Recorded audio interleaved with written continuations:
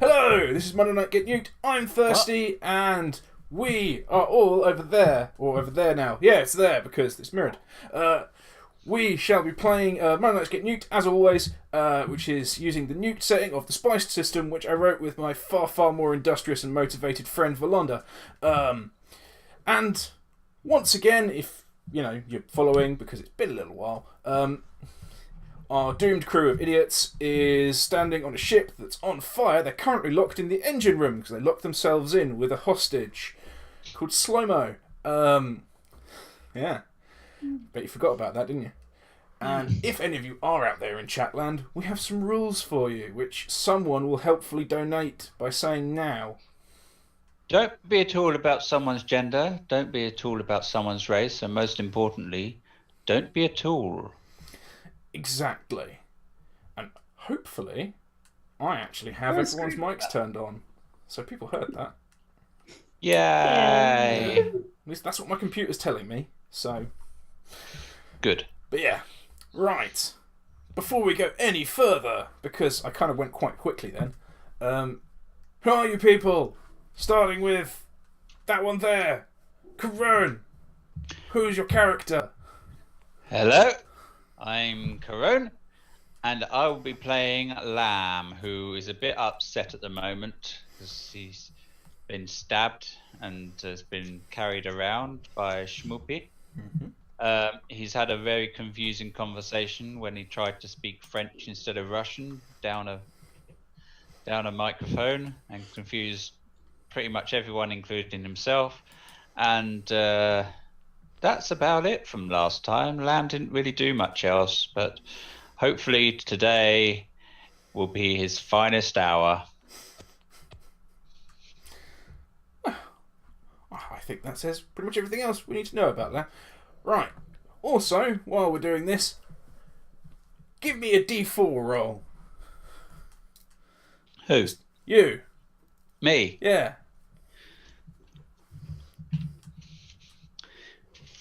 3. Okay, apropos of nothing. Right. Next, we shall jump to Lilth. Who are you playing? What's going on? I am Lilth. I am playing the lovely Anita, who is very happy that she managed to save Lamb's life and is a bit confused about why we are holed up in the engine room when there's a big fire. Fair enough. Yeah, that makes a certain amount of sense. And what is your D4 roll? Ooh, that is a good question. 1. Excellent. Right. Spanners. Hello. Who are you playing tonight? What are they doing? How are they feeling? What's your D4 I'm playing Timi, sweet, innocent, pacifist Timi, who definitely didn't. In fact, no, she didn't. She didn't actually hit anyone, nor slam a door. Not that I can remember. No, it wasn't me. Ha ha! No. It wasn't me. You did, however, grab a guy by the hair. Might have, and yeah. drag him a bit. Maybe. That might have been me. Yeah. And yeah, my D4 roll it is 1. Excellent. 1. Right. Don't think that bodes well for us somehow. Yes. And last, but by no means at all least, Eivor. I'm Eivor. Tonight I will be reprising the role of the gallant, the brave, the honourable Zeke.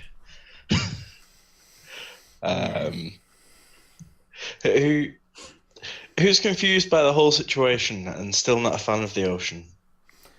Well, that's reasonable enough. Yeah, the ocean is a corrosive, radioactive mess. But currently, you're on a nice safe. You're on a nice dry. Well, dry. You're locked in a box. It doesn't seem to be on fire yet. True. And I have carried on our 1 parade. Excellent. Have a 1 parade. Excellent. Right then. So, For those of you who didn't check last week's, 2 weeks ago's recording, because I definitely didn't this week. I did it last week. You had just taken a young fella called Slomo hostage and dragged him into the engine room. He's actually working in the engine room all along, but that didn't stop you smacking him in the nose with a heavy rifle. And I seem to have a note here that you popped a large spot on his nose, possibly doing him a favour. And for some reason I wrote, you hurt his nose twice. So apparently you might have even done that again. But yes, you are currently standing in the engine room of a ship which is kind of on fire a bit. Not as badly as it was before. It's careering out of control, listing off to the starboard side, I seem to recall. Which is currently heading straight out to sea. But I can't recall whether it was still turning or whether you had it set going straight. So I'm going to assume the worse of the two options. So yeah, you have currently locked yourself below decks. I assume because you're trying to do something to the engines? But here we find you. We were trying to slow down. Well, fair enough. So yes, you are currently locked in the engine rooms with a young, weedy... I actually have the description here. A short, weedy, pimply man with lank black hair and a freshly broken nose. Called Slomo. You know that his compatriots know you're there, but they don't seem to be here. And you're fairly aware that one of them might be called Barry. Because I believe... I can't remember exactly who it was. I believe... Actually, yeah. It was Lamb who talked to them on the radio and got the, we've got borders, lads. And I believe the name Barry was mentioned then. So yes, you have some angry mechanics running around this boat doing God knows what. Which is always good. You know, when you're on a floating death trap full of explosives and the people who know how to fix it have run away and hidden somewhere. So here you are. We should return to the scene. You are currently in an engine room. There's a lot of red lighting, I seem to remember. There's quite a lot of noise. And steam and oil and pipes and sort of chugging noises. Large sort of engine blocks around. And you have a weedy little pimply man with his hair, I believe, clutched in the fist of one Timi. Oh yeah, that's a good And point. Anita just closed the door, like a well-mannered individual. Because you wouldn't want to leave that open. That would be rude. Absolutely. Okay. So, what can we see at this point? So we can see, we can obviously got all the bits and pieces. So can we see any further into the room, or is this like a small room and no clear way out? This is well, if it wasn't for the fact there's a cocking enormous engine in here, it would be quite a large room. It would probably stretch for about... It's probably about a fifth of the size of the ship. Okay, but the actual engine is in here. Yeah, but the actual engine is in here. Good stuff. Okay, so I do believe at the end of the last time I had wound my finger around the back of this kid's head, so I have a nice sort of curl of hair. Yes. Just in the fist. I think Timi is then at that point just going to yank him up just a little bit taller than technically he is actually. So he's on tiptoes. Mm-hmm. And I'll be like, right then, how do we stop this boat? I don't know. Could you not do that? That really hurts. I'm aware of that. So you need to take us to someone who can stop the boat, right?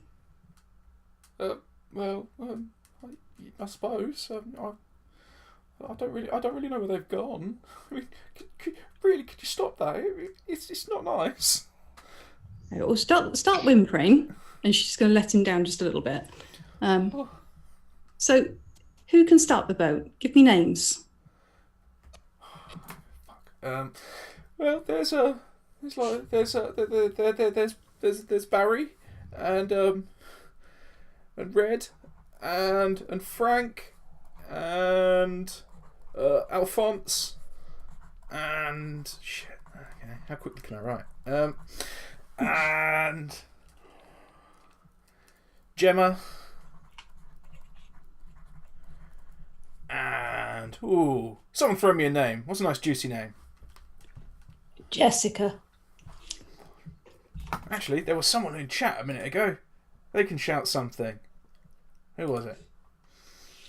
Actually, screw it. It was. Their Come on, name will be Chapman. Much. What's the name? It's Much. Oh.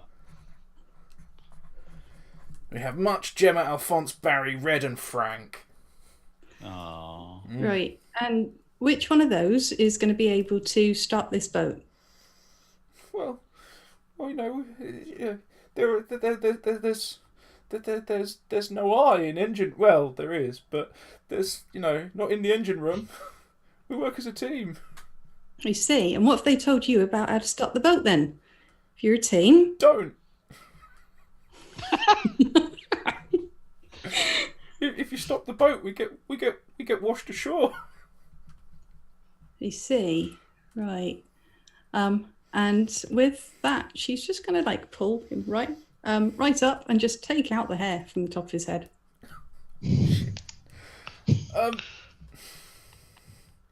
Because Timi is back. Yeah.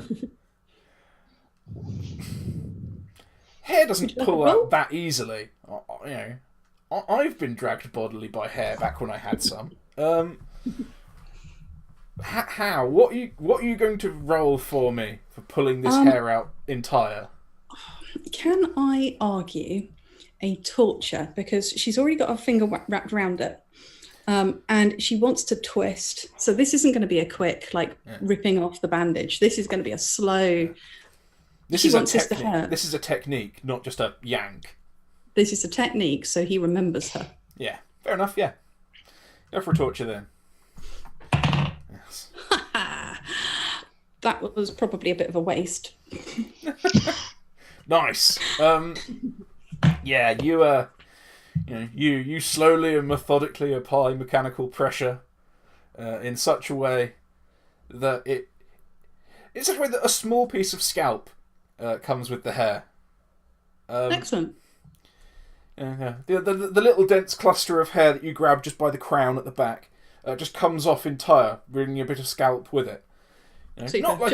not like a large bleeding wound, but just sort of like the crusty dandruffy bit at the top of the surface. Awesome. She's going to wrap that round Roger's ear that she keeps in a pocket. Yeah. She's collecting. Now devoid of the string holding the puppet aloft, Slomo's just going to fall to the ground. Attempt to sort of butt shimmy away from you. Oh fuck! Why? Can we get out or round the engine? The engine seems to be in two main blocks that just sort of protrude into the room from the back wall, so you can get to sort of either side of it. You can move around these engine blocks, but Okay. you haven't explored the room to know if there's any other way out, really. The room is sort of broadly U-shaped, with two protrusions into it. Okay. In which On case, I either think side. Timmy's going to give him a kick and just kind of go off to the left. See if she can find a door. Fair enough. Slomo takes it upon himself to move sort of back and to the right. Yeah, if you want to go to the left side of the ship, he wants to employ the best of his time moving to the right side of the ship. You know, hiding under something large and oily. But yeah, you head off to the left. What's everyone else doing? You've watched a sadistic torture. You decided not to chime in with any questions of your own. Lamb just applauds. To be fair, you know, you've watched savagery like this on many occasions, probably. Right. Anita, as a healer of people, persons, you know, and a newly fledged lifesaver, how do you feel about this person being tortured and discarded in a death trap? It's kind of par for the course with Timi. It's what happens. To be fair, he has thus far escaped with his life. He's probably doing a bit better. Exactly. He's doing very well. Yeah. He hasn't sassed her yet. Anita is going to ask Timi, so do you know how to stop this boat then? Or slow it down? Because we're going a bit fast. Could we argue a knowledge roll on that? Mm-hmm. Because Well, Timmy's it done depends what you're trying to do. If you're trying to use your knowledge of machines to work out how to stop it, that's fine. If you're trying to use like your knowledge of maintenance to go, oh yeah, if we break this, you could even argue a repair or even a craft, depending on how you're going to go about things. I think it would probably be her knowledge of the machinery because she grew up on boats and she was creating machinery for them. So when she was in with the Rust Maiden before, she was able to fix the engine then. So potentially she would know what to pull or what to kick, punch, whatever. Fair enough, yeah. Cool. Just general knowledge of mechanical principles, yeah. And that is going to be 10. 10. Ooh. In total. You see a few sort of bits that you're not exactly sure what they do. I mean, this is a scale of engine that you've never really had to deal with before. You know, this is probably one of the larger boats you've ever been on. In the fact that you even think of it as a boat rather than a ship. You see some bits that look familiar, and you're like, if I, pull, that off, it's not going to be any good to anything. Or, oh, that's probably a fuel line sort of thing. Okay. But nothing that's immediately just like, oh yeah, this will be easy. You start to recognise components, but on a 10, that's like the sort of scraping it. Yeah. So she's going to turn to Anita and just say that I don't know. I think possibly if you look for like a lever or something, this is a bit bigger than I'm used to.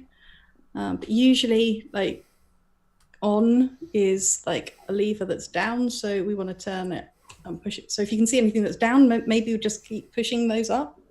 Okay. Can't do worse. It's already on fire. True. The front of the ship is on fire. Yes. The surface of the front of the ship is on fire. You are below decks at the back. Yeah, it sounds like a challenge. Anita's going to look around for levers to pull. Okay. What's Zeke doing? Sort of having heard all this go on in the background, Zeke is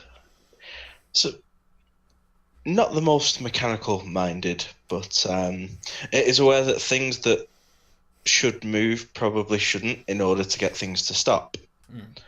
So is looking for sort of moving parts that appear potentially vital or at least central to the engines. Okay. So you're going to walk down the central alleyway and sort of look to both sides, see what you can see on either engine. Try to identify something. Just looking for spinning bits, basically. Pretty much. Okay. Anita, you've gone off looking for something important too? Mm-hmm. Where are you looking? You have the right-hand side, the left-hand side, and down the middle, basically. I would be going down the right-hand side because Timi was going down the left and Zeke was going down the middle. So I'll take the right. Fair enough. Lamb, What are you doing? Well, what are you and Schmoopy doing at this point? Um, Bear in mind, Schmoopy is not liking all this noise and darkness. Lark. I am still being carried, I would think. Oh, yes. Uh, And you were stabbed like less than 15 minutes ago. So, I don't know. He'll probably just, having been so impressed with hang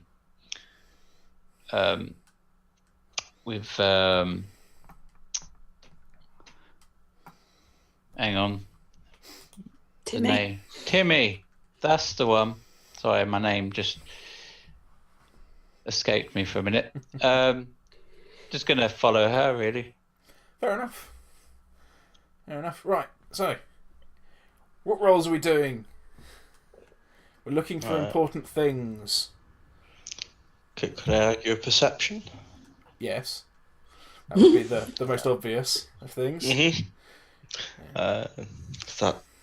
Like literally. Just a bold perception. Yeah. Well, what tier is moving that I can possibly stop? For a 14. Okay, we should resolve these things as sort of as a collective of information at the end. So Anita, what did you get? Can I argue knowledge? No, you are not mechanically knowledgeable. Okay. Then straight perception. And do you have anything in, say, like tech use? Oh, yeah, Or I do. repair? You know. Yes, I have something in tech use and repair. The same goes for Zeke, actually. If you have tech use or repair that you want to apply to this, yeah, you might not be mechanically minded, but you could go like, that looks like it could break. So that's a 9. Okay.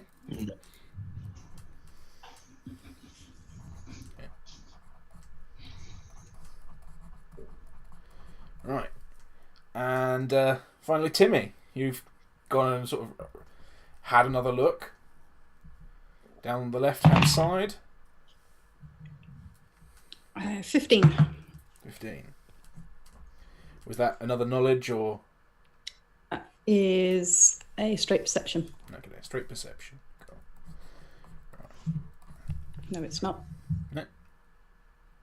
Sorry, it's 14 on straight perception. Okay, cool.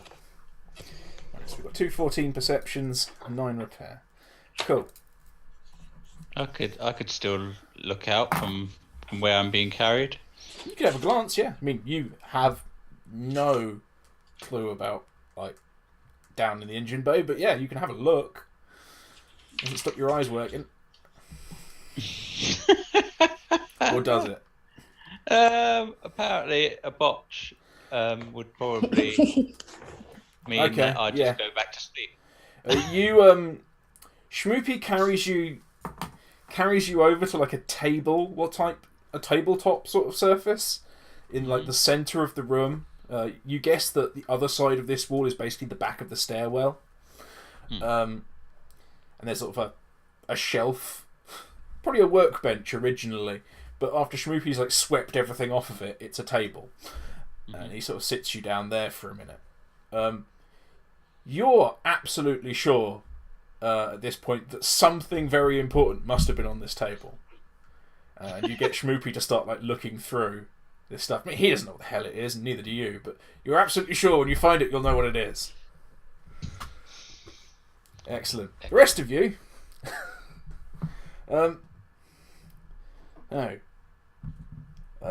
Zeke and Timi, wandering down alternate sides of this, of the left-hand engine. You both come to the far wall, and you see essentially the drive shaft going down to the prop, and go, "That's definitely moving. That looks important." You see, all the big ass pistons firing away, spinning this goddamn massive drive shaft going through the wall, basically. You're like, if we can find a way to break that, or detach it from the pistons, or snag it on something. That will definitely do something. But that's just like the immediate, large, visual, obvious thing. If I chuck a stick through the spokes, the bike will fall over, sort of thing. No, Anita, on the other side of the ship, you walk along and you find actually like a bank of gauges. Slomo is currently sitting against them. You get the impression this might just be where he's normally told to sit. Out of everyone's way, and tell anyone if a needle hits the red. And currently, some of the needles are sort of in the orange. Slomo's sort of, fearfully looking at them, but he doesn't really know what to do about it. This is the point where he normally tells someone. Okay. But you're eminently aware that if something is telling these that something's wrong, then they're probably attached to something important. For example, if you have this saying that pressure is spiking, then the pressure is getting here somehow to be read. Busting the pipes will probably not be great. Anita is going to yell for Timi. Whether or not she gets hurt is another matter, but she is going to shout for Timi that there's some interesting looking dials here that don't look happy. Yeah. Yeah. It's dark, it's noisy, and as it hasn't actually been stated for a little while, Timmy's deaf, or near enough. So you shout to a deaf woman from the other side of a dark room with two large engines. Yeah. Yeah, that doesn't work. Yeah, Anita's an automatic pilot. She's I applaud you for characterization, but minus 10,000 points for reality. Someone on the other side of the room, looking the other direction, who has to rely on lip reading, doesn't hear you. Fair. But Slomo goes like, it's not my fault. Probably just out of reflex at this point. You notice there's a little bit of blood on the top of his head. His very white overalls are getting slightly redder. Yeah? Can I ask Shmoopy to go and get Timi and bring her to Anita? Give me a perception check. See if you actually heard. See if in fact, Zeke, do as well. Did anyone hear Anita shout over two massive engines? I did not. I got a 7. Yeah. I got, on the dice I got a 9, but I've still got my -1 to all rolls, so that would be an 8. No. The only person who heard Anita is Slomo, who is currently cowering at her feet. So, Okay. And Slomo probably did. Actually, screw it. Let's find out. So, no, Slomo didn't even make out the words. He just knows someone shouted. Okay. He is literally basically up against an enormous, industrial-sized ship engine. This thing is. This thing. I'm gonna say if the ship's about 100 meters long, probably slightly bigger actually. I'm not very good at length in meters, but hey, then this room is at least 20 meters long, and these engines are probably about 15 meters long. So, yeah, Okay. He's not hearing shit. Anita's going to have a look round this panel to see if there are any switches or anything near it. She's also going to tap them a bit because she seems to recall seeing that on a movie a few 100 years ago. Yeah. Okay. Yeah, you reach over and tap a gauge, and it kind of moves. The whole gauge just starts to lean back on the pipe it's sitting on. Oops, she stops. And a little a little hiss of vapor sort of creaks out from between like a badly soldered join. It's probably not soldered, it's welded, but you're not mechanically minded, you know the difference. It's like, Yeah. So I was like, no, don't touch the dials. But I probably don't understand him because he speaks salty. Yeah. And I don't. If I can't find any switches or anything, then I'm going to go find Timi. If I can't, if she's not coming, then I will go find her and show her the dials. Fair enough. So yes. Timi, Anita has come over and gesticulated probably quite wildly at you. Before we head over to the dials, a question. Is Schmoopy wearing shoes? No. In which case, go to the dials. At this point, having swum in the sea, Schmoopy's barely wearing anything.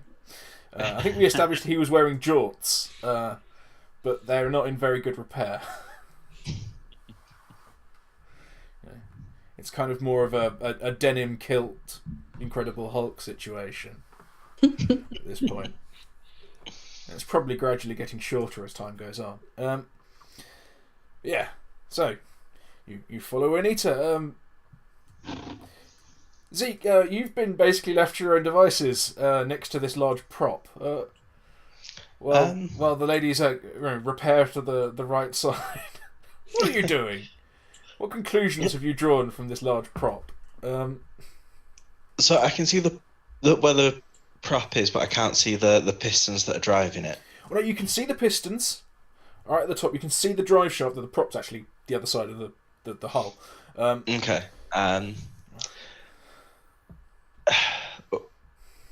Sort of getting up closer, Zeke will sort of pull the cricket bat from like the side of his bag. Okay. And look like where the pistons are going, and sort of try and get a timing for them. Trying to work out whether or not the sort of enough sort of clearance to thrust this bat in, and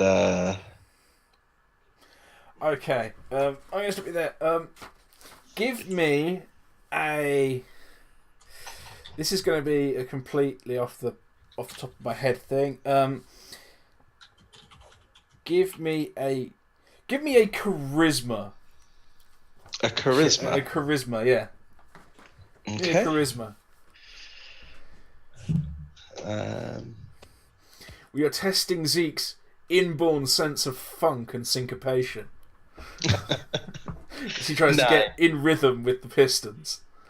You dance like a 50-year-old man called Zeke. So you're pretty sure, like, you know, you're trying to you're trying to tap your foot in time, but like you're getting the offbeats.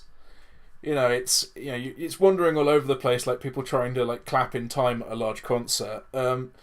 But you're pretty sure you're pretty much there. You know, like, oh, I can get it. Like, if you want to try, no one's telling you not to. I'm not only going to try, I'm going to burn both of my legendary points here and now. Excellent. Yeah. So yeah, you burn both of your legendary points. You do it so it happens. You jam your fuck's sake. You jam your cricket bat into the driving pistons, and the first like third of the cricket bat just shatters instantly. The second kind of gets, but the second third of the cricket bat, as you jam it in, continue to sort of jam it in.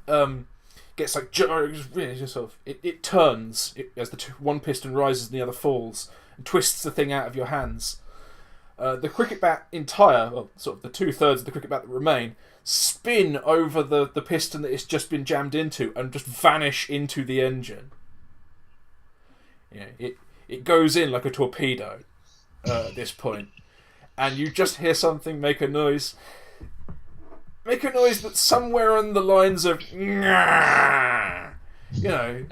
noise that a large circular saw makes when you attack a cat. Possibly a cat that's sitting on a block of concrete. It's an unhappy mechanical chewing noise that goes on for far longer than you wish it would. It sets your teeth on edge, and yes, somewhat like a Hoover going over loom bands. Yes. Oh god, that's just a horrible idea, actually. Your cricket bat vanishes into this engine, and the pistons stop all of a sudden, and their casings sort of start to expand rather uncomfortably. The prop is slowed almost instantly to a complete halt, and the engine just starts to shake. Previously, it was very syncopated. It was all sort of thumb, thumb, thumb, thumb, thumb, thumb. Now it seems to be shaking in additional directions. With the sudden change in pace and sound, Zeke will definitely head to like the other side of the far engine. All of you can hear this. Anita looks at Timi and goes, "That can't be good." You two immediately notice, Timi and Anita, that 3/4 of the gauges you're standing next to instantly go into the red. 2 of them burst, just in a shower of glass. That's really not good. Yeah. Is it time to run? So Timi is going to start running, shouts, "Run!" And because this poor kid that she quite clearly tortured, she's not a heartless monster, is still cowering. She's going to grab him by what's left of the top of his hair, and just drag him behind her. Okay, I'm going to give him a reflex to get his feet under him. Nope. So give me a grapple to drag him to the door. As soon as Timi starts running, Anita starts running. Doesn't need to wait that long. You're seeing, you're hearing. Well, you're actually hearing this a lot better, and you see this first. Okay, so it's 14 on the grapple. Oh yeah. As I said, he's a weedy little dude. He's also not fighting. He agrees with the concept of running from the terrible thing. So yes, You're right. Anita's been around a bit. She's been in situations with old machinery that's been making horrible noises. So yeah, she legs it. Yeah. Okay. Okay. So we've got Timi dragging Slomo. We've got Anita heading back to the door because you know how it locks and unlocks because you locked it. What are Lamb and Schmoopy doing? Lamb's going to ask Schmoopy sort of. Because you're still convinced that something on the floor by this bench is important. You think it's and in the face of the new information, it might even be more vital. Okay. He's going to continue looking under the table. God. Okay. Give me a perception then. If you have any craft or repair, that would be good because you're convinced that one of the components under this workbench will be useful. Okay. But craft is 3. I rolled a 2, so that's 4. No. No, No. you're convinced still, but you haven't found anything. Zeke, you've just seen your cricket bat eaten by an engine, which is clearly unhappy. It's time to head to the door, and if I see Anita or Timi on the way out, to tell them to get to move on too, and I suppose Lamb if I really must. So you're not going to attempt to like vanish silently out the door on the right hand side and not tell anyone. Fair enough. If there is a door on the right hand side that is unlocked, well, that's the thing. No one has been on the right hand side yet. I think you. As in, like on that side of the room. You've been down that right hand engine, but no one's been at the front of the room. They've only been at the back of the room. So. Not being positive that there is actually a door to escape from there, that I will go the way I know kicks in. Yeah, that makes sense. So yes, you actually, knowing what we know of Zeke, give me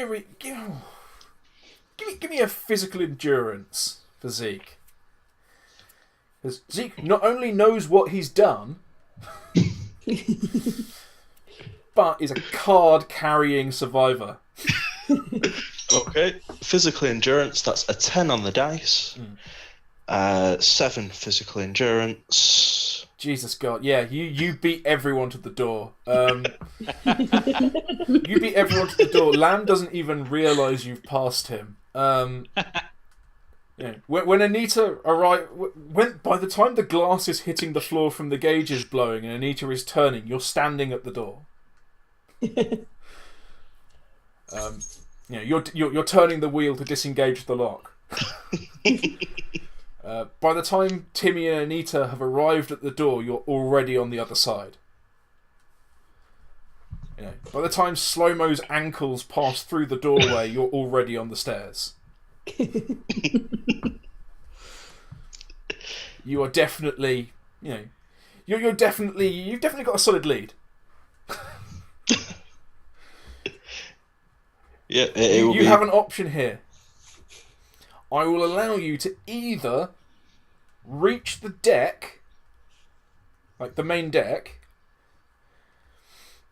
15 meters ahead of everyone else, or you can turn now and say something to mollify your cowardice. To appear heroic. The deck. Excellent. Excellent. Yeah, you hit the stairs and you take them like 3 at a time. By the time Anita has noticed Slomo is coming along for the ride and probably like grabbed an arm. By the time you hit the stairs, you just about have time to realise Lamb isn't with you. When the engine explodes.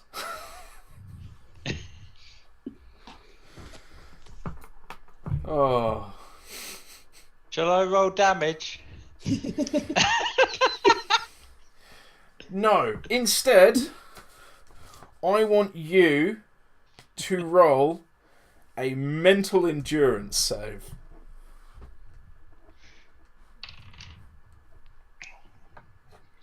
Uh, 7. Okay. At the same time, I want everyone else to roll a d4. Now I get the 4. 3. 1. Okay, yeah. Neither you or Schmoopy have the presence of mind to snap out of your frenzied search. And, the first thing you know about the explosion is it explodes all over you.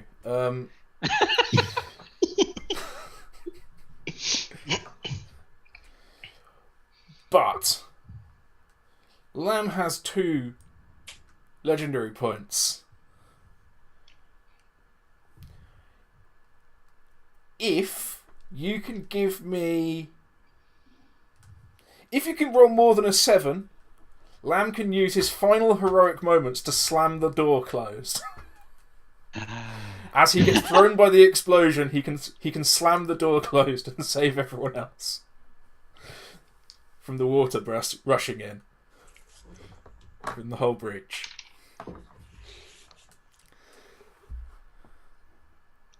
No. Excellent. Wonderful. There we are. And here I was going to blow up the ship with the magazine. You guys did it for me. Excellent. Oh, God. So, yes.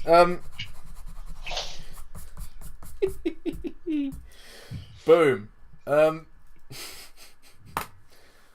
many hit points does Lamb have? 1. Excellent. Perfect. Give me a endurance poison. Sorry, I just closed down my character sheet. Bear with me. To be fair, you could just guess at this point. A what? Endurance poison. Endurance poison. Mm-hmm. 12. Unnatural. Nice.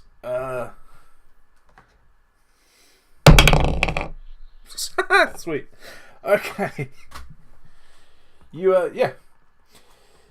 You get thrown forward by the force of the explosion. You get hit by the water, and you get deposited in the hallway, and the door gets plugged up by a former schmoopy. You're laying there, unconscious, and kind of shredded, at -2 HP. So not dead.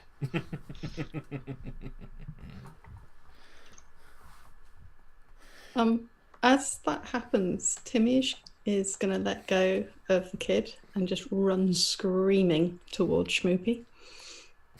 No, you don't see this. You're already on the stairs. You're trying to say, oh, so she doesn't even know. Oh. No. You and Anita are dragging Slomo up the stairs at this point.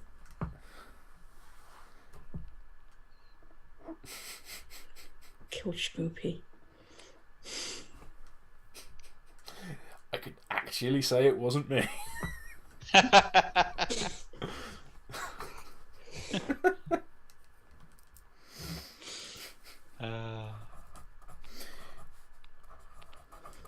Big bada boom.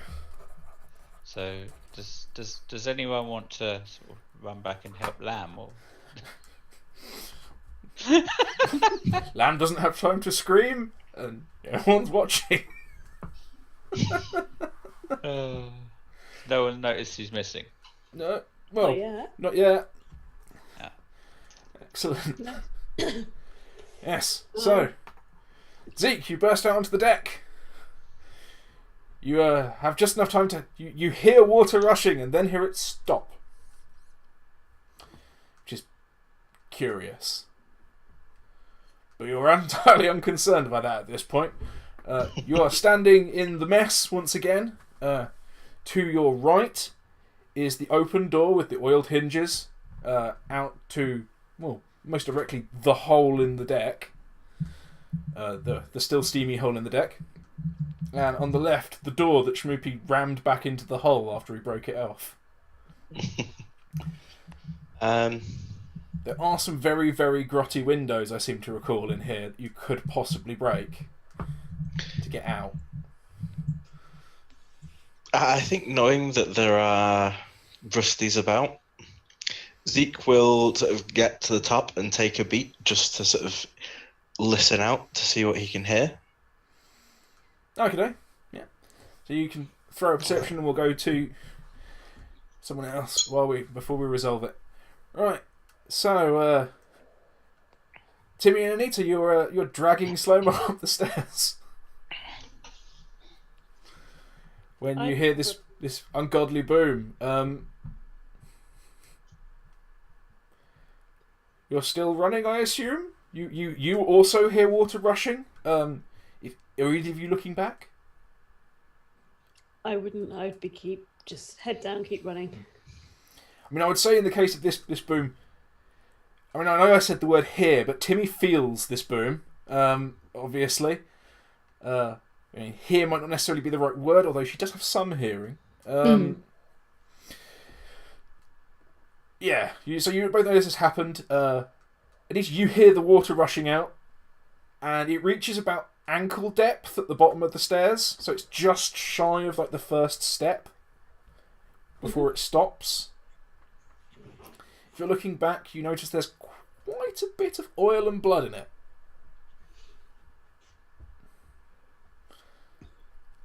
But if you're not, you don't notice that at all.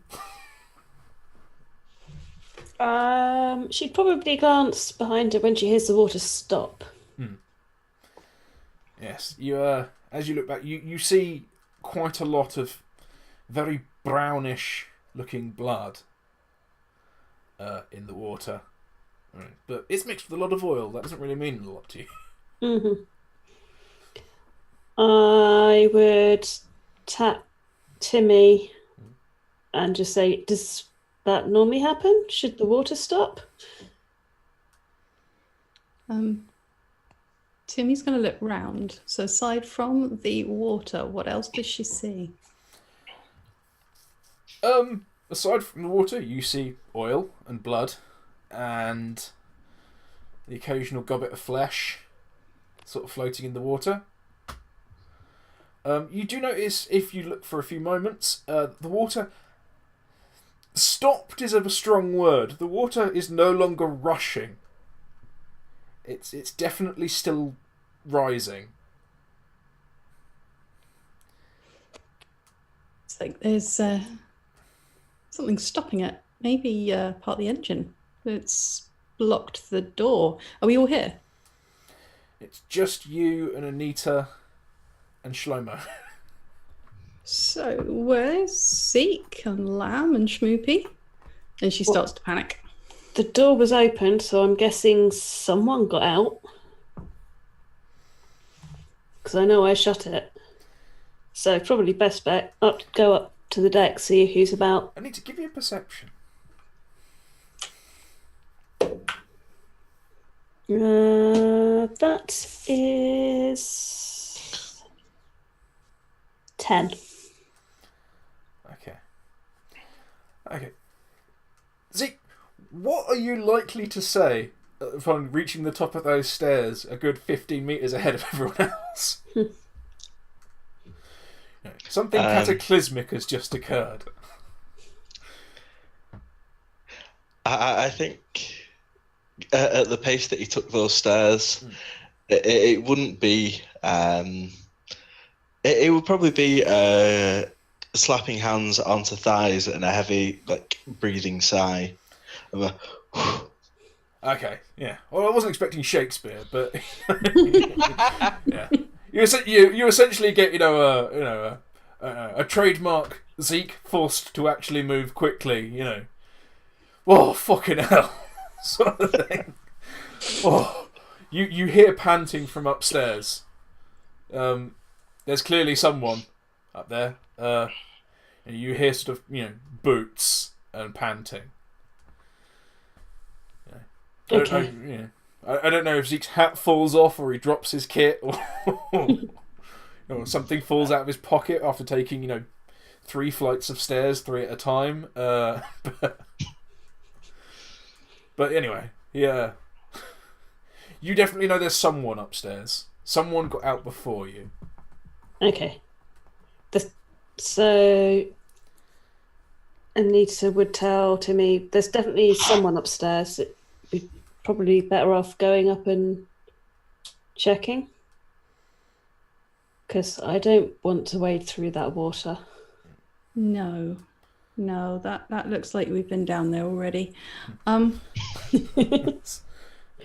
As you're saying this, you notice that the water level is rather paradoxically no longer level. The boat is starting to list slightly. down to the starboard side. Okay. Ever so very slightly at first, but still, you notice that on the far right hand of the stairs, the water level is ever so very slightly higher.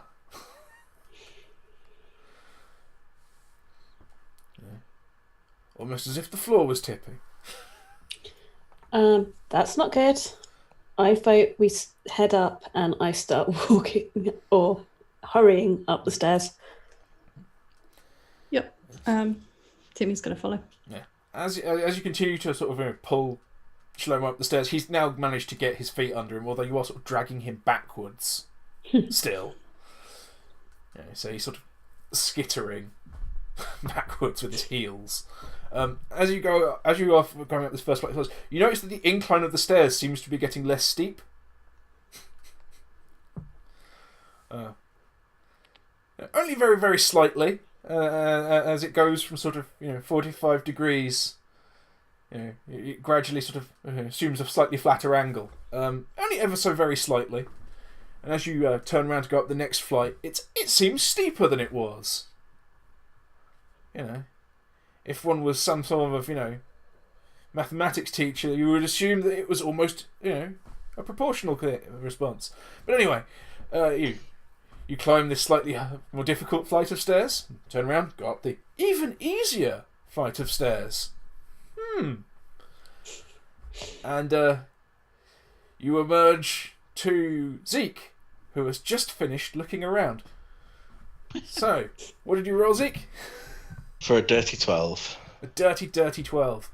So you have stood there. You have noticed the discarded coffee cups and detritus that's sort of been stuck around the corners and on tables here has started to fall off and roll towards you.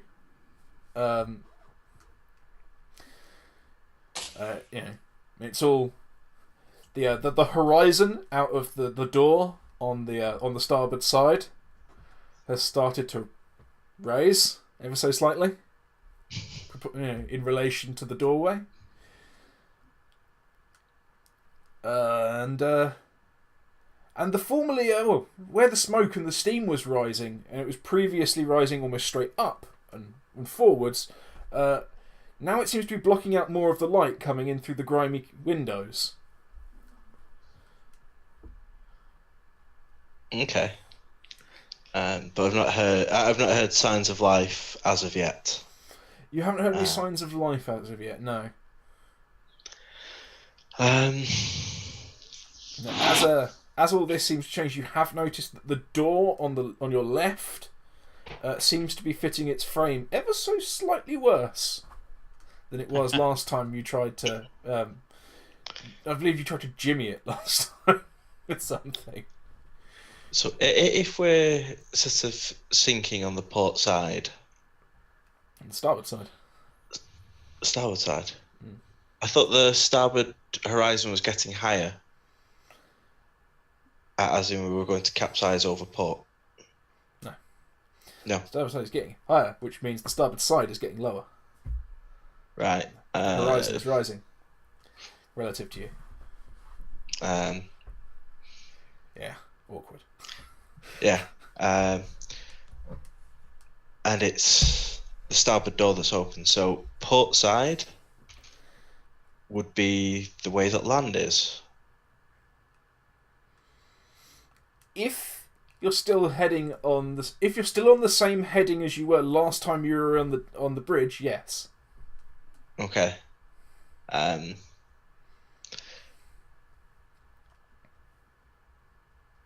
I think he's going to try and shift the door that Schmoopy so adequately put there, seeing that the fit is a little worse now. Okay. Right. For the purposes of the rest of this evening, Kerone, welcome to Slomo. You are a terrified, mildly injured man who's very skinny and has lank black hair. You have a very recently broken nose that had a large pimple on it that has been torn open with the butt of a very big rifle. Two of them have just dragged you up 3 flights of stairs backwards. This is probably the best thing that's happened to you today.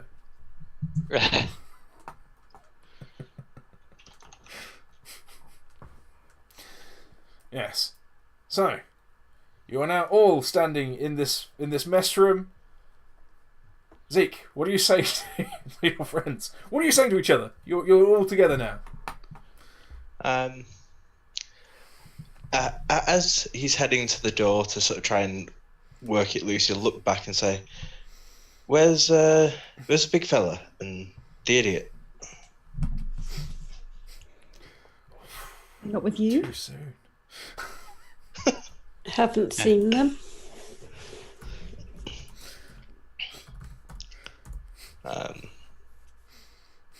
Not seen him either. Not since we were down there. Do you know what happened?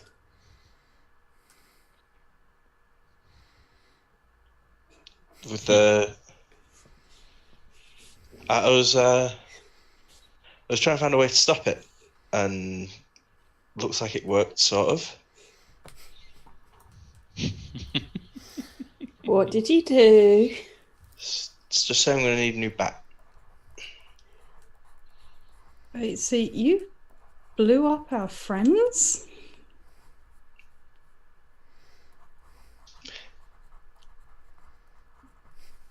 I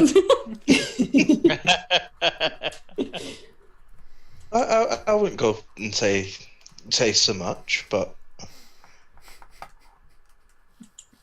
the explosion may have been a result of what I did, and he's still sort of trying to pry the door open.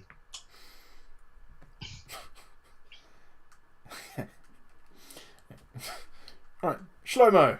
Jenny, have you dropped Slomo yet, or are you still dragging him?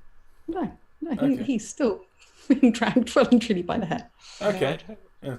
Slomo, you've just been dragged up 3 flights of stairs. The ship that you've probably lived on most of your life seems to be sinking. Enormous heresies against the spirits of the ship have been committed. Outsiders have poured into the most sacred of areas. You don't understand the language that most of them are speaking, which can't be helping your state of mind right now. You've been sadistically abused. You're currently being dragged by the hair.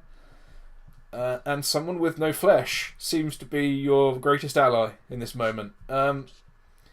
So, what are you thinking? Succinct.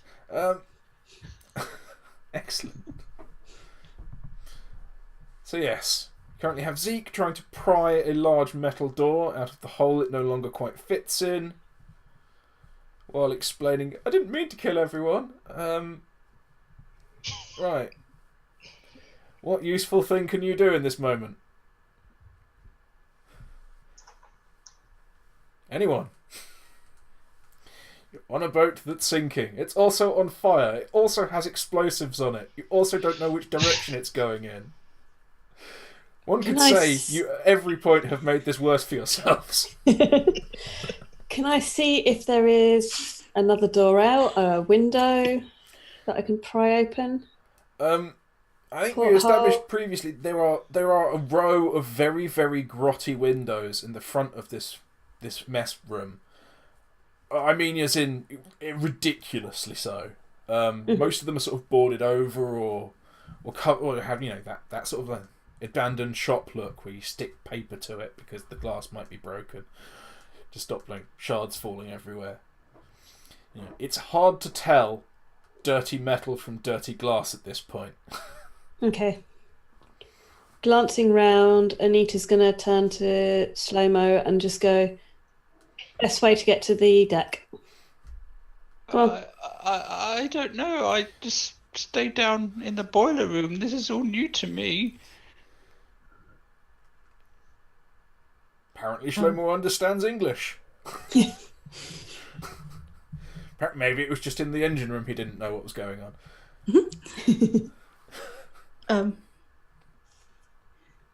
Okay, so Timi is going to pick him up by his hair again. For God's sake. Are you allowing this, Slomo? Are you playing along still? I think he's a bit worse for wear to resist, to be honest. Fair enough. And she's just gonna kind of growl at him. And she's like, listen, fucker, if you don't help us, we're all gonna die on this ship, right? Find us way off. That way! You just point to a exit. There are two... Oh, in this room, there are 3 exits. One is the stairway you've just come in. Mm-hmm. One is the open door that seems to be leading to the sea.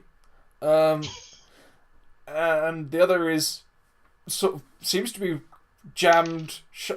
The metal door seems to have been torn out of the doorway and jammed back in.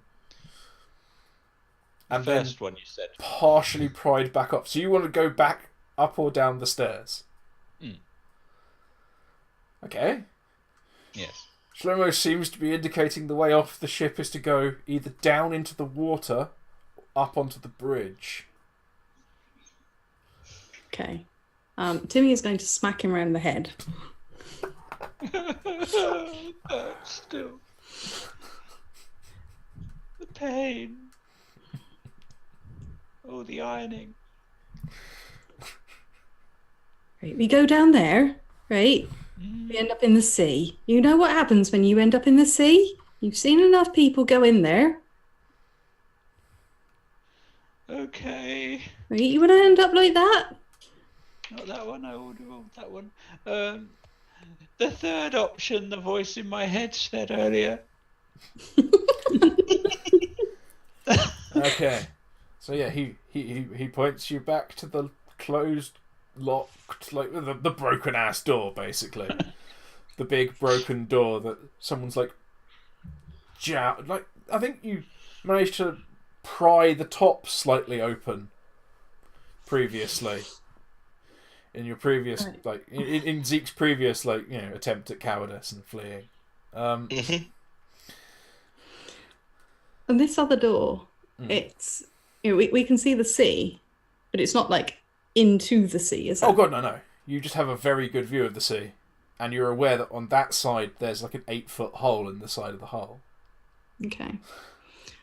So, if a character was particularly, I don't know, dexterous, they could go out of that door and go up and get up onto the top of the ship so that they're away from the sea.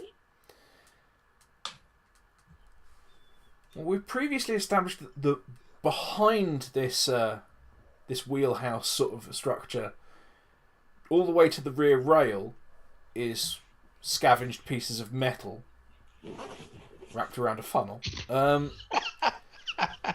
If you go forwards, there's an 8-foot hole, which means that you're only the side of the ship only raises proud 4 feet from the water, and that was before it started to tilt. You'd have to climb up the front of the room you're already in to get on top of the boat.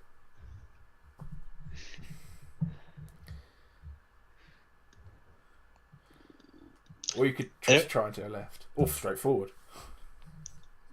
Anyone want to give me a hand here? Get a piece of wood or something. Try and pry it open.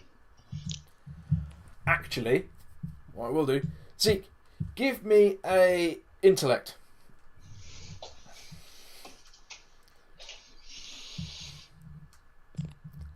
8. 8. Balls. Something. The idea that people could probably climb over this ship a bit. You recall that you have previously climbed over this ship a bit, but you can't. You're like, yeah, I've already done that, but it doesn't twig why that would be useful right now.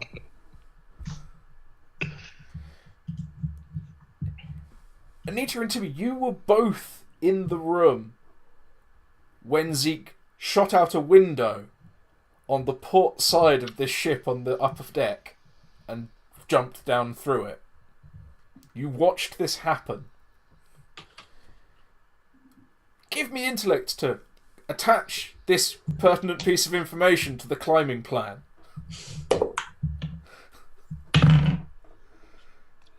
9. Excellent. Both got 9s. Yeah, you. It occurs to you also that Zeke has already climbed around on the outside of this ship a bit, but it doesn't quite plug into the rest of the plan at this point in time. Standing here in this room, you haven't put the pieces together.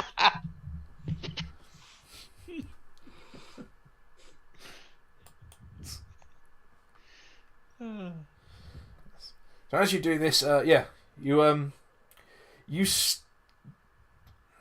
you start to hear a hiss off to the starboard side as seawater starts to touch the hot metal of the hull in the side of the boat.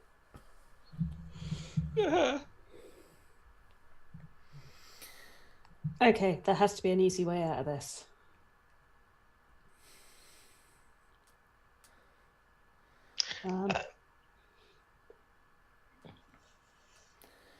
The deck is now a considerable incline. It's not insurmountable, but notable. I remember Titanic. This is not good. In theory, then, could Zeke sort of hang his weight off the door, sort of get his hands into the gap and use that as a... There would definitely be some sort of additional leverage. Yeah. Is that what you're going to do then? Yes, I think I would like to try some strength here. Yep.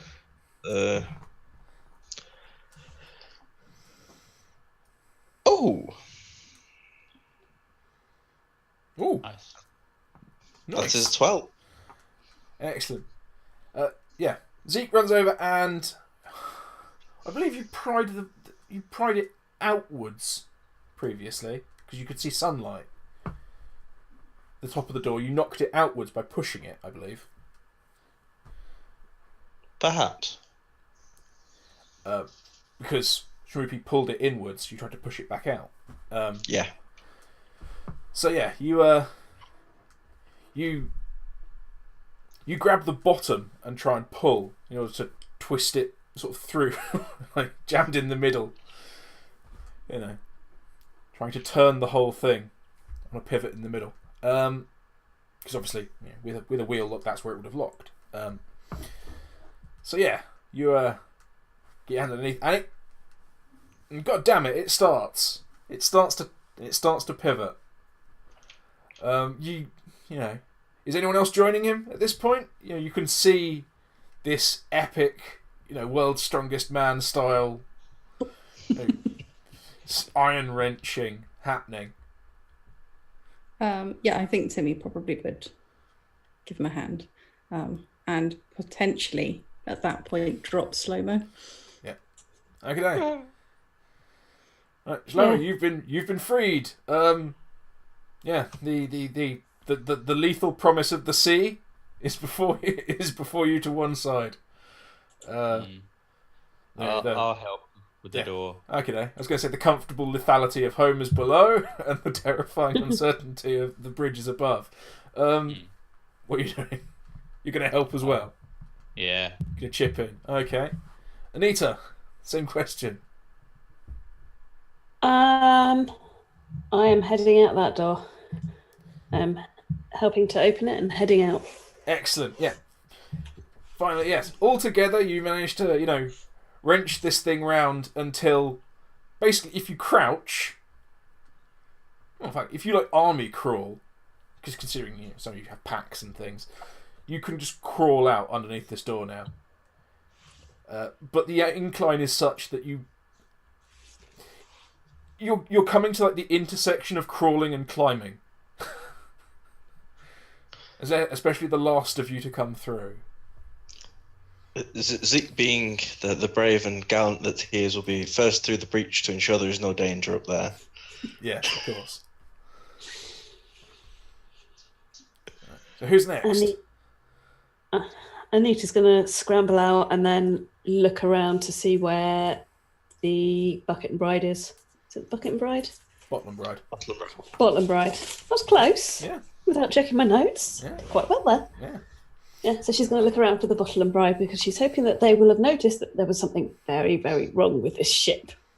I think they noticed when there was an enormous explosion in a 100-foot pillar of fire and smoke. Yeah. But yeah, you stand there, you awkwardly stand up on the now almost sideways wheelhouse. Yeah. The floor, rather than being a floor and a wall, is sort of two V's intersecting at an awkward angle. But yeah. And, right, so Timi and Slomo, who goes first? I bolted. Okay, you bolt through the hole as soon as possible. Yeah. Okay. Screw it. We'll say in a blind panic that you dive over the top of the door while Timi climbs underneath it. You emerge at more or less the same time. As you come through, the door actually finally wrenches clear and just falls back into the room. Denying you the useful, large, heavy steel door. Because how useful would that be? Now you are standing on the side of a wheelhouse that is slowly becoming more comfortable and flat. As you look around for the Bottle and Bride. As you look over the rail, which is now, depending on how you're standing, basically over the nearest rail, you can see the Bottle and Bride. You're almost alongside it. It's keeping a distance. I'm going to start waving madly and yelling for a line or help. Now being outside again, and remembering that there's a big pile of detritus right next to the back of the wheelhouse, is there anything sort of large and plank-like, large and like boardish in that pack?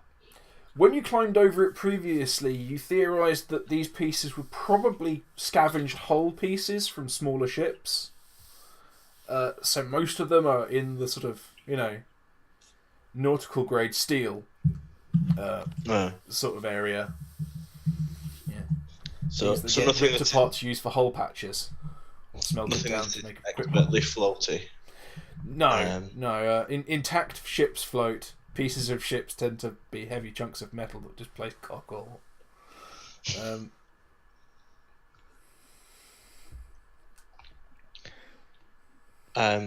Sort of now that the wheelhouse is leveled, Zeke will sort of move forward and see the hole where he shot through and go, oh yeah, that'd be useful.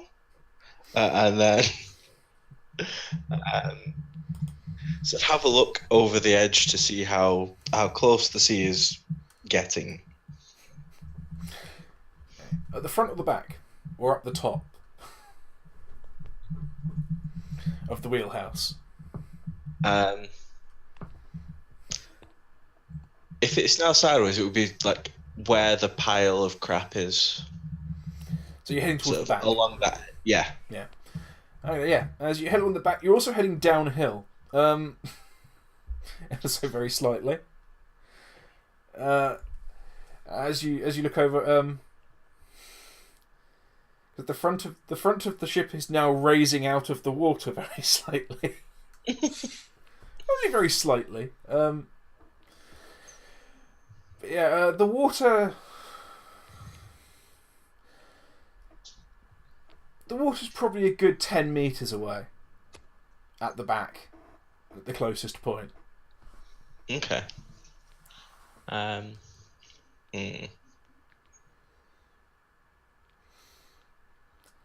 doesn't seem to be rising all that quickly.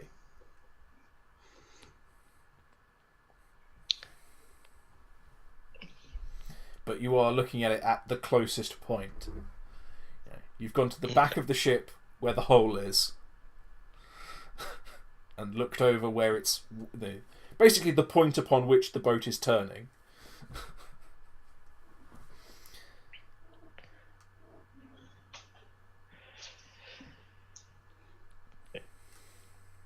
It'll then turn to Timmy and go, there ain't no there ain't no like spare boat or something in case of incidents like this. I think there might have been, but we set fire to it. There are still climbing nets on the side of these boats. Well, cargo nets, but they're used for climbing on so you can repair the hull.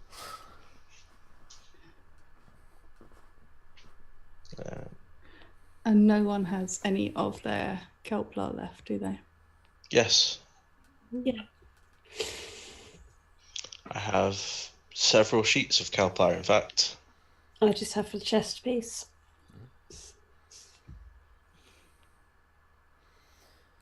So I have 2 front and back. Could we then use the nets and the Kelplar to create enough of a makeshift raft to get across to the bottom of the bride? questions like that is why we have a crafting skill. Indeed. I might need assistance, but I think Timmy would argue a craft to attempt to fashion some kind of. Yes. If she can Okay, grapple so with- Zeke has just come back and gone, it's 10 metre down.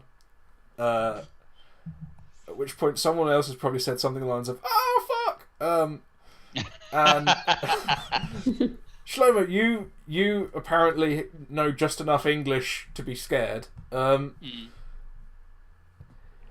you see these nut jobs who have tortured and then saved you for some reason. Stop taking off their clothes. In the face of extreme danger and death, they start stripping and like wrangling thread and things. Only the outer layer. Well, yeah, but you know, it's still a confusing scene. Okay. Could I roll a craft to assist? Well, Yeah, the real really question is, do you confusing. understand what's happening? No, but he's just going to copy them because he doesn't want to die. Fair enough. Yeah, everyone give me a craft then. If you're all helping... Yeah. I'm going to re-roll I- that with a legendary point because Okay. that was a botch. Okay. Am I using the late great lambs? Use sheet flat for- twos. Use flat twos. Yeah. Okay. That was an 8. And I don't seem to have to bother because that was a crit. Nice. Dirty 11. Nice. We have no botches and 2 crits. So yes, after the initial stitching starts happening with improvised threads of salty origin, Slomo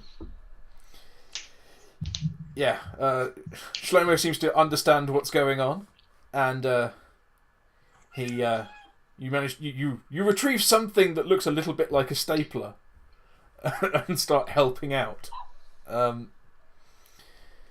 You managed to essentially make a very, very small life raft. One of those ones that's essentially like a buoyant ring with like a tube that you could probably dangle legs into.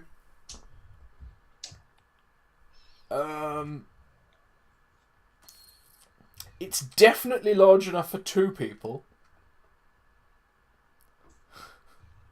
Very definitely large enough for 2. Would it fit 3 at a squish? That's the question. You've stuffed it with the kelpramic plates, but the simple fact you've got quite a bit of the Kelplar fabric, but the problem is trying to bulk it out with things to make it displace more water. You have your clothes, you have your bags. I assume basically everything loose and made of fabric you've jammed in there.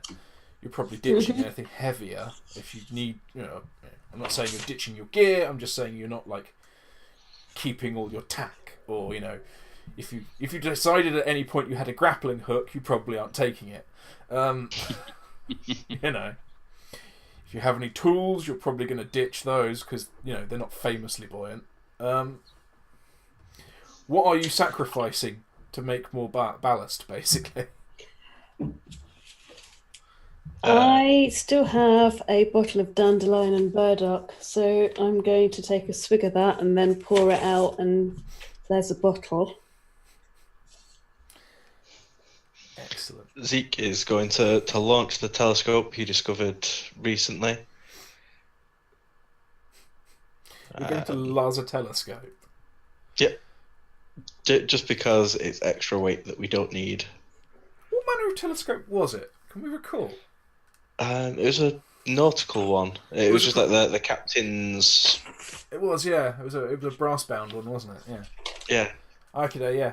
Yeah. You just chuck it over the side. You're just like like this then. And Dandelion and burdock. Having poured it out, the bottle is an empty bottle, and thus buoyant. Mm-hmm. But you've drunk the bottle of dandelion and burdock. I took a swig. Well, you And we drank some decide- dandelion and burdock. You drank some 100-year-old dandelion and burdock. And the last time I drank it, we decided it didn't affect me. Yeah. So that was the last time. Nice. This time you drank it, it has given you 4 temporary legendary points. Because I rolled D4 and saw what happened. So yes, you make an empty bottle and you jam it in to this like sleeve of fabric. I assume like you might even sacrifice like topwear, trousers, anything that's fabric. It will bulk this thing out and not make any space. You're basically standing there in your underwear now. Zeke will even sacrificed the leather duster that has seen him from the north down. Oh, that's a biggie. Okay. Yep, you chuck the leather duster in there. You're now pretty sure this thing will hold 3. The ring is now large enough for 3 people to sit on comfortably. Well, let's say comfortably. They'll be pressed against each other, facing inwards. But, you've probably sat at a smaller table at a pub. One of those ones that's slightly too high. Where's the little creature thingy that I've forgotten the name of? Jerry Jerry, yeah. is in Anita's backpack still. Right. Okay. So the backpack's still going then. Mm-hmm. I'm not leaving Jerry behind. I've just pulled bits and pieces out around Jerry. Yeah. Okay. Well, Jerry is a creature with his own agency. He's probably standing on this thing. He's just standing on the ring, watching you all. Anita would look at the other 2 and go, time for the survival maths. 1, 2, 3, -1. This should work for us. Yeah. Yeah, Slomo's going to jump in the boat. Yeah. Slomo hops into the ring. Yeah. So yeah, this is the point where I say it's 10 past 10. You all look at each other. Anita has 4 temporary legendary points to use in the next 15 minutes. And you look at each other, you look at the man who just helped you make a life-saving device. You do some quick survival maths. Zeke helpfully stands there in his incredibly moth-eaten underpants and looks over the back of the boat again and reports 7 meters.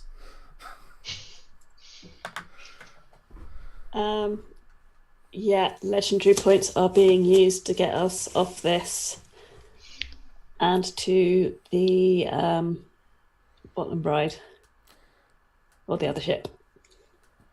Okay. It would be a case of Anita would look at the other 2 and just say, do your stuff. Right then. And Shlomo, you hear this? You're not. mean, you don't have to understand the words to understand that, when the woman who's been abusing you violently gets a steely look in her eye, and the guy in his pants with a rifle looks at you and goes, "This isn't going to go well for you."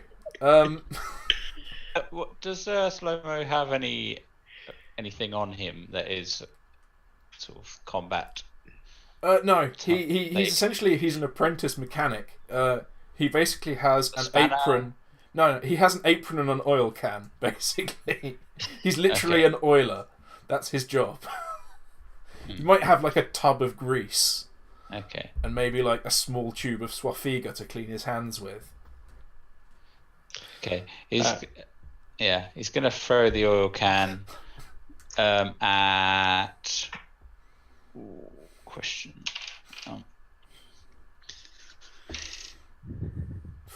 PvP. First time PvP.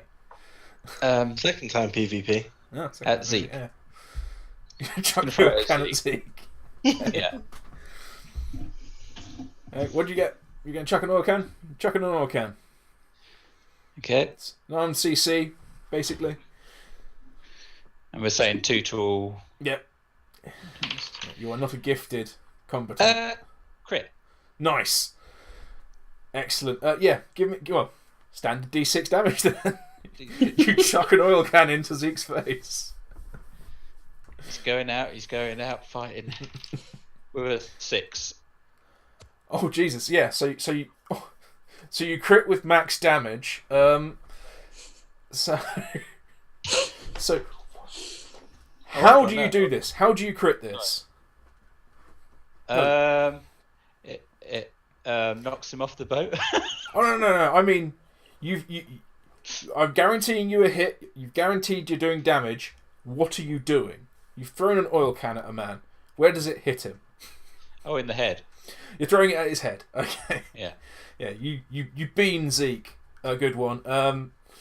It's great. Zeke, give me a mental endurance. Mental endurance? I can't argue with a physical. Nope. Nope.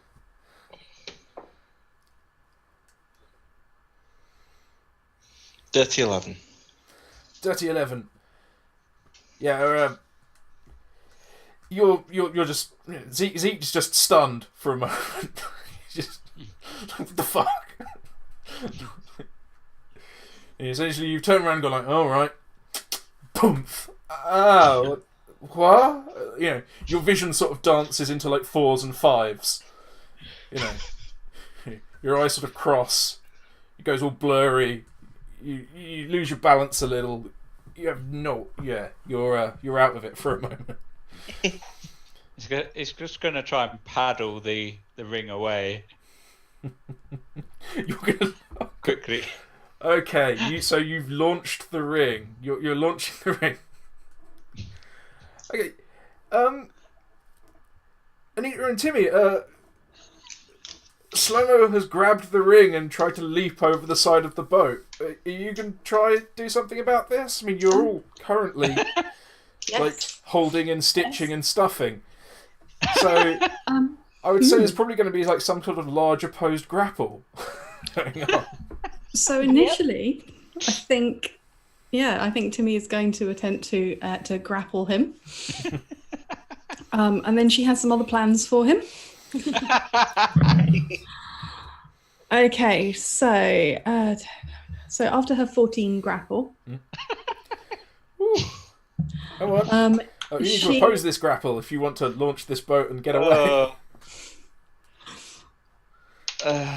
Non-natural 12. So no. No. You grab this homemade life raft and you try and wrench it out of these other two people's hands in a fit of like desperate survivalist rage, and it just doesn't move. Your arms move, you move, the ring doesn't. He's just going to shout, "I hate you!" and jump off the boat. So Timi's actually, because she's grappled him. No, you she's grappled the actually ring. Okay. Yeah, he was trying to wrestle the ring off you. If he's going to jump, she's going to try and grab him. All right. I'd go for a reflex on that. You're on the other side of a life ring, basically. The other side of a small lifeboat. That is a 12, non-natural. Okay. Anita, what are you doing? Anita would have been trying to pull the boat back again, but I got a 6, so wasn't very effective. Okay. And Bear in mind, you haven't spent those legendary points yet. You will be spending those legendary points. yes, So you do still have a I say I do, so I am. I do. Yeah. However, as long as we keep hold of this life raft, I'm not burning those yet. Fair enough. So if we've got the life raft, if Timmy's managed to get the life raft off of Slomo, then Anita's going to shove him. Excellent. Survival of the fittest. Yep, She's okay. lived this long. Yep. You have a choice: unarmed CC or grapple. Or if you're going to try and hit into with something, obviously it's armed. But Armed CC. okay, what are you hitting him with? I am hitting him, with the raft. Okay. Just shove. Okay. That's a dirty 11. That's fine. Yeah. Shlomo takes sort of. It's like, I hate you. Drops the raft. He drops the raft. Takes like 3 steps towards the edge, and then gets like punted in the back of the knees by the side of the raft, and just falls, like tumbles, like down the rest of the side of the boat into the sea.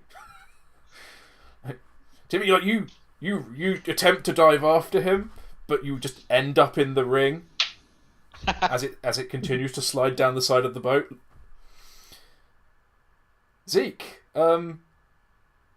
we currently have 2 ladies on a boat, an idiot falling into the sea, and Zeke standing in his pants holding a gun with the boat getting away. Yes, it will be a sort of come to and in the style of all action films, having been hit in the face, spit an unnecessary amount of blood. And follow the raft down,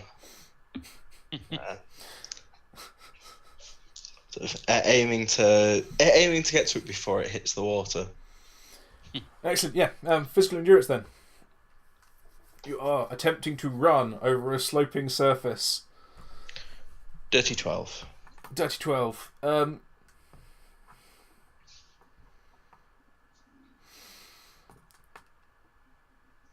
The boat hits the water before you get to the boat.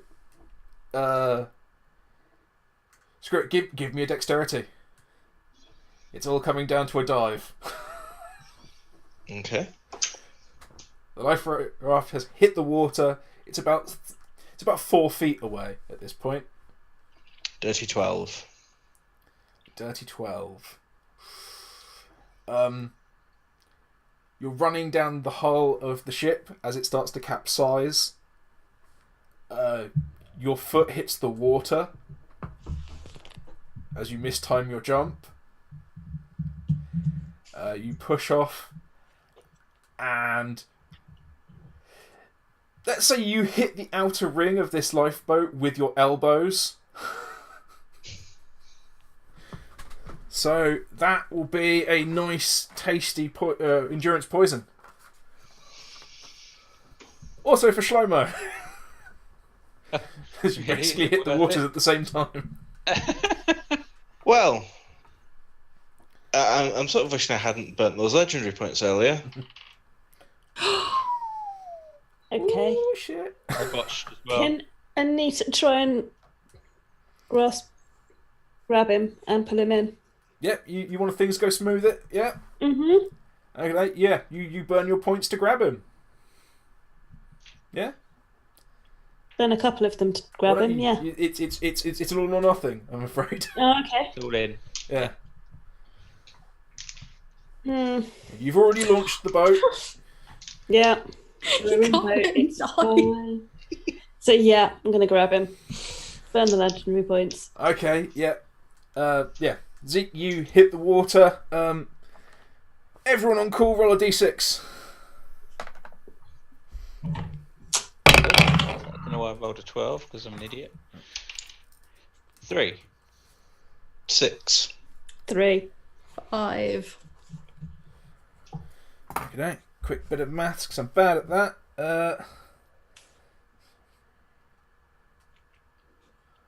How many HP does Zeke have? Currently, Yep. 5. Nice. Right, yeah. Zeke hits the water. There's a sizzle. And Anita grabs him at that very moment as the sizzle starts and pulls him in.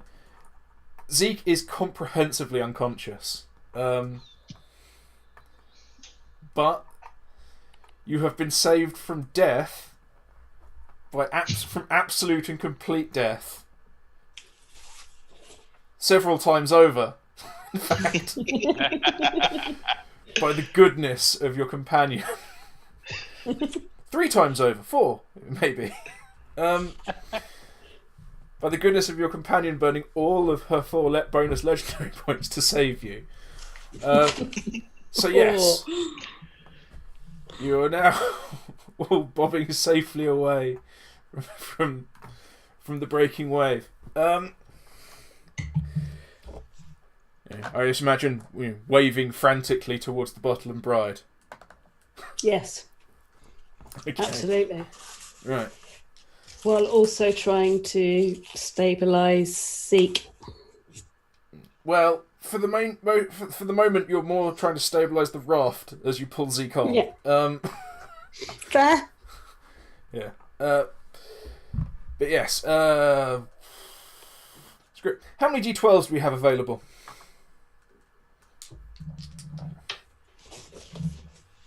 Easily, within reach.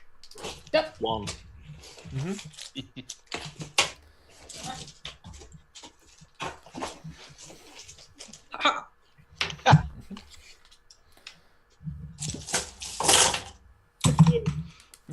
One. 2.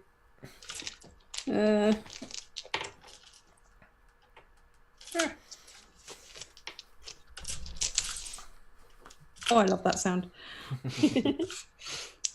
3.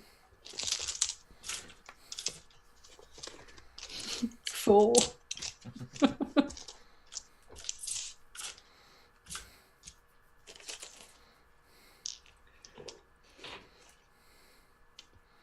Okay, well, I've got 5. Right, that's enough. I've got 10. Excellent. Papers down. Let's roll. See, I've got 2 more in here, but I just didn't feel the need to rattle them out.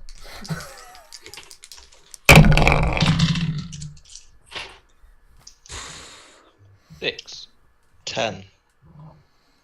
Got to do maths now. You ready? Do you want to Just get report that in singles. I've got a calculator. Okay. Okay. 7. Mm-hmm. 2. Yep. 6. Yep.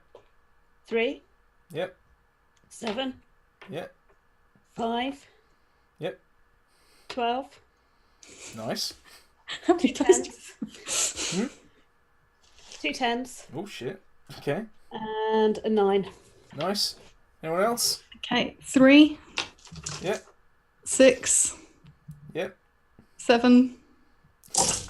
5. 11. Excellent. Is that it? Is that everyone? Yep. Excellent.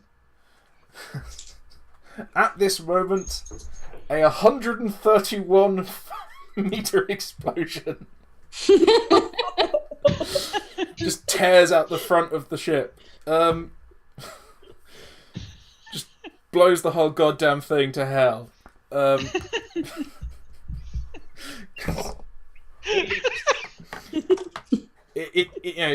You're cascaded with like vaporized seawater and tiny chunks of burning metal, and small gobbets of boiling blood and oil, tiny chunks of flesh and hair. All the fun of the fair, and you ride a wonderful little wave that almost flips the raft back to the Bottle and Bride,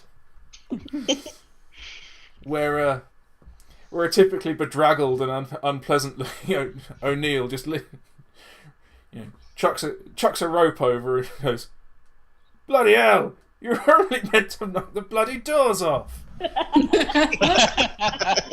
At which point we shall leave tonight. Oh, Jesus. Oh. Excellent.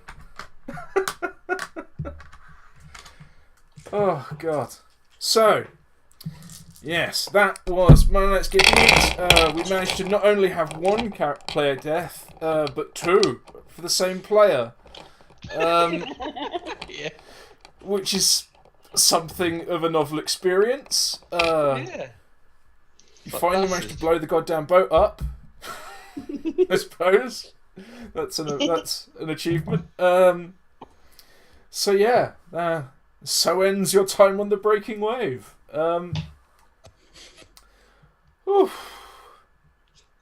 Jesus God. So we shall do that thing that we do with going around asking people how things were. So we shall ask our now departing guest, Kerone. Yes, I have been Kerone. That was interesting. I don't think I did much in the last couple of sessions of Lamb, but it was funny to die whilst trying to investigate something that wasn't really there around a table, and to sort of be part of an explosion in spectacular fashion. So I suppose he went in the way that he would have wanted. If there was such a thing. I suppose, actually thinking about it, I gave you the control of 3 characters this session and you killed them all. Yeah. Wow, that's a first for the system. It's my first and for the stream.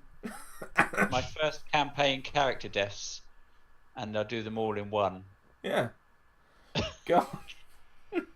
Wow. Yeah, that was pretty epic, and it's been fun. I've very much enjoyed what was probably an extended guest stint. So it was only supposed to be a session or two, as not even this character. Yeah. but yeah, it was fun, and it's been a pleasure and an honour to game with you guys, and I hope I'll be back again at another point in the future, to play someone else. But yeah, it's all been good. If you want to find more information about me or just have a general chat, then you can catch me on Twitter at Kerone_BTP. You can find information about Betrayed, which is my new short film, at jqs.org.uk. Or you can find, or soon be able to find, information about my tutoring by visiting the website at www.teachallaboutit.school. Yes, if we've learnt anything about you, anything about who the sort of fellow you are, Kerone, we all know that we want to know everything in that vile little head of yours. Some things are locked away and you'll never find them. Yes. There's a Lovecraftian horror aspect to the idea of being told by you. But hey, some people are into that, and there are things that you know that other people need to. Supposedly. Terrible, terrible things. But yes. But thank you for joining us. It's been a pleasure. And thank you for bearing with us as we dragged your guest stint out for 10,500 years. Yes. As always, you are our official rescue guest. Yeah. And you definitely rescued this. That's been great. Excellent. Thank you very much. So, next we shall jump to Spanners. Because why not? I am Spanners. And yeah. You killed Schmoopy. Yeah, I did. You killed Schmoopy. I would say Zeke killed Schmoopy. You killed Spoopy. Zeke explosions and physics. No, that was really cool.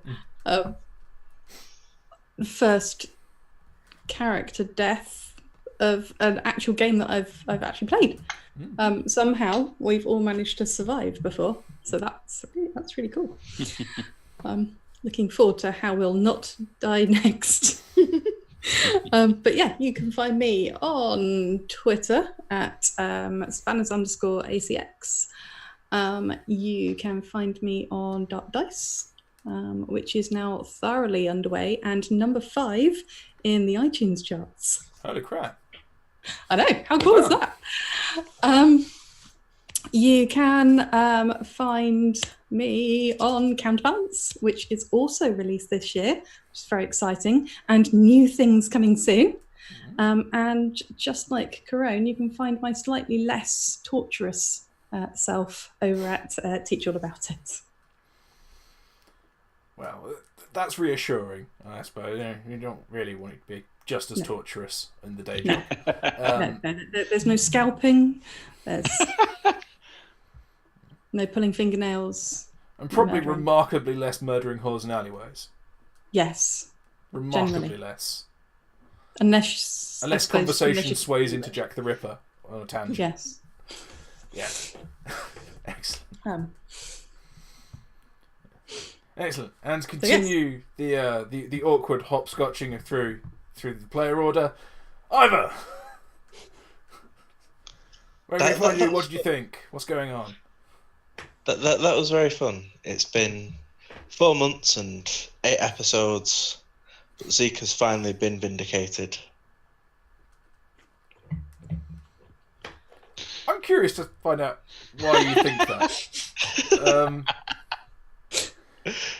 But because has taking his revenge sounds a bit too ominous. The vindication at least has the inclination of righteousness. I'm not sold. I don't know. I don't know what he was attempting to vindicate himself for, or the shoulder. Yeah. You blew him up for a shoulder. Seems fair enough. Gosh. Oh. That's the way things are up north.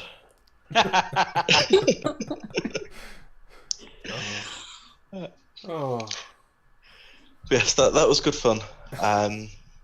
You can find me on Twitter at Eivor_DNABC, and otherwise in the nebulous north. Good to know, but if that's what serves for justice up there, I'm not going. Right, Lilth. Last but by no means least. That Because was I'll be so last fun. and least. Oh well. That was really fun. Good. May have accidentally killed someone else. Oops. Several somebodies, in fact. I mean, No. just quite aside from the player controlled characters, you have at least 6 other confirmed kills off of this episode from the 6 other members of the crew that Slomo told you about. Yeah, but Not I necessarily didn't you blow the ship up. personally, but you as a group. I'm talking about my personal. Anita's personal tally. Mm. Yeah. Fair enough. Yeah, you punted a fella off the side of a boat with a life raft. Yeah. Possibly the most ironic of deaths too. It was definitely fun. Mm. Let's see what dark and twisted ways Anita ends up going thanks to Timi and Zeke. She's managed to go this long without killing anyone, and now she's killed dozens. Well, not quite, but getting close. Yeah. But there you go. I'm blaming them. It's all their fault. Anita was nice. She may have dealt some drugs, but she was nice. Disregarded the health and safety of sex workers. Actually, No. you blew up the boat, See- so subsequently all deaths Yeah. are directly your fault on that boat. Every member of crew that died because you set off a bomb on the deck. All subsequent disasters were just consequences of the initial disaster you caused. Or possibly a aided lamb in. Yeah. Who knows? Let's Yeah, not who assign knows? blame quite yet. No, let's not. I've been Lilth. You can find me on Twitter at Lilth21. You can find me on Saturday nights at 9 p.m. GMT on Kit Battlebeard's channel, playing a nice bit of Dungeons and Dragons on Defenders of the Dusk. And that's about it at the moment. Fair enough. Actually, no, at some point you can see me guesting on Corpses and Curios on their Valentine's Day Masks special. There we are. Yep. Yes. Yes. Once it's been edited and released. Yeah. Curiously. Yeah. Valentine's Day. Okay. Anyway, yeah. I'm not going to insult anyone. It takes me 2 weeks. Logistics. It takes me 2 weeks to edit like 20 minutes off of these things. So who am I to cast aspersions?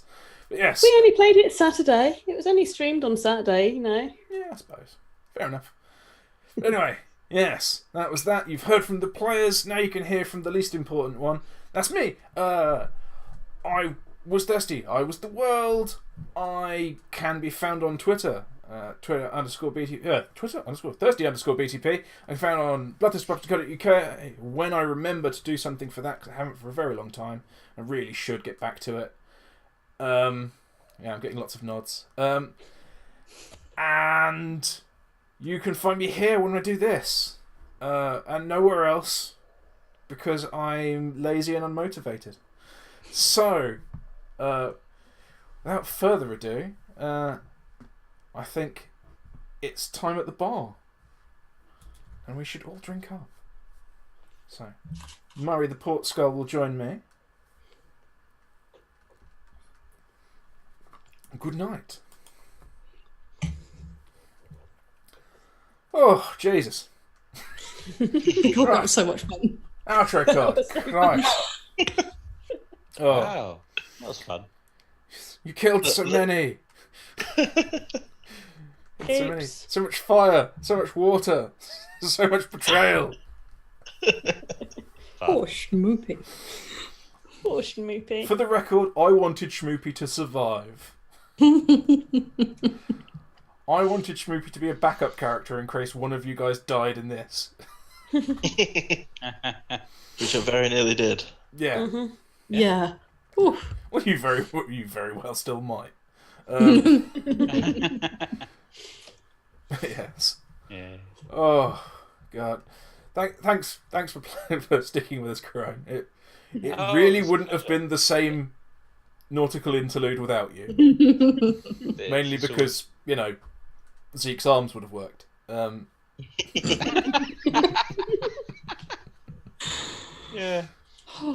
No, it's a lot of fun. It won't be the same without you here. Oh, I'll be back. We're going to have to drag you back as someone else. Expect it. Mm-hmm. Yeah, of course I'll come Yes. back. Yeah. Yes. We may yet have to, you know, set up a stand mic in someone's living room and get Kerone, Rusty, and Spanners all in one room. Yeah. Yes, Rusty can make Doable. another Excellent. appearance. most definitely. Anyway, that's that. Thank you all for playing once again. Loved it. Hopefully, next week I'll have some idea what's going on. So yeah, great.